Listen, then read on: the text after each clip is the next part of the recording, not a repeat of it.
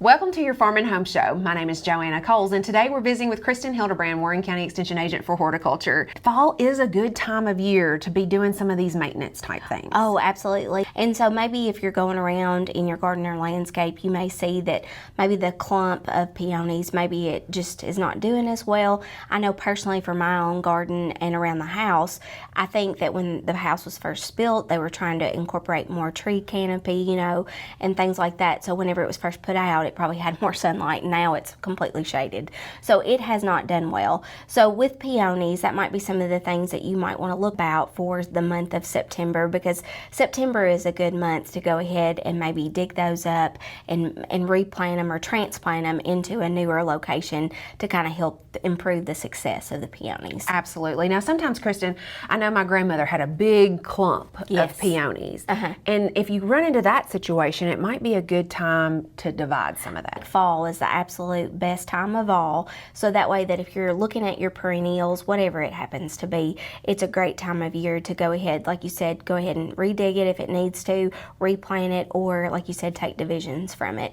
And there's a couple of things to know, especially when you've got peonies, that you need to look at.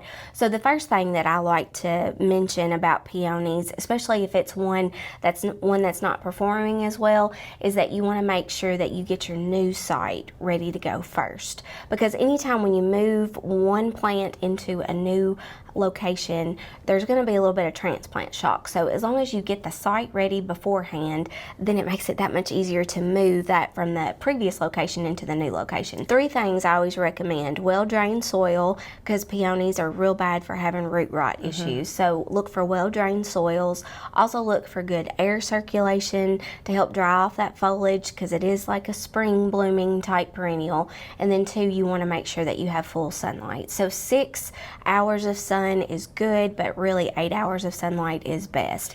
So go ahead and kind of get that site prepared and ready. And a lot of people say, well, I have really heavy clay soils and it's just not well drained. Would you recommend maybe choosing a raised bed situation in that? Yes, I think raised beds are great because this is a perennial type of plant, a flower.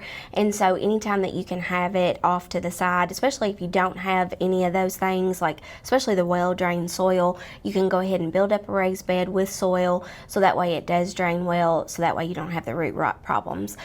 2, I think it's really good for weed control as well. I know grasses can be a problem. There's some other type of weeds, depending on where you're located at, that can really, take away from the blooms that we really want. So make sure you do get that site prepared in that right location. And then the other thing, when you do get that site ready to go, then you can go ahead and start digging up like a previous plant. So I always recommend that you go ahead and kind of work your way around the plant as easily as possible, but you just want to try to remain as much root system as possible. It is going to go through a little bit of transplant shock, but you just want to try to retain as much of that as possible. So if somebody wanted to use, say, for instance, like a garden fork, or maybe they want to take a shovel and go all the way around in a circle, and then they can kind of pry it a little bit loose, that might be a little bit easier to do. So after you've done that, let's just say, like mine's pretty small, so I probably could go right in, but let's just say, like you said, it's a larger clump. What are you going to do at that point? So that is when you want to look at division. And so anytime you've got a big clump of it, you do want to make sure that you have at least 3 to 5 buds or eyes on that particular peony. And it's really easy to kind of count it once you remove some of the soil. You want to do it kind of lightly. You could probably get a little brush out if you needed to, so that way you can kind of see the eyes a little bit better. But if you do need to take divisions, use a clean and a sharp knife. Make sure it's done ahead of time, so that way you don't promote any disease or other bacteria into that. And then you can go ahead and put it right into that planting hole.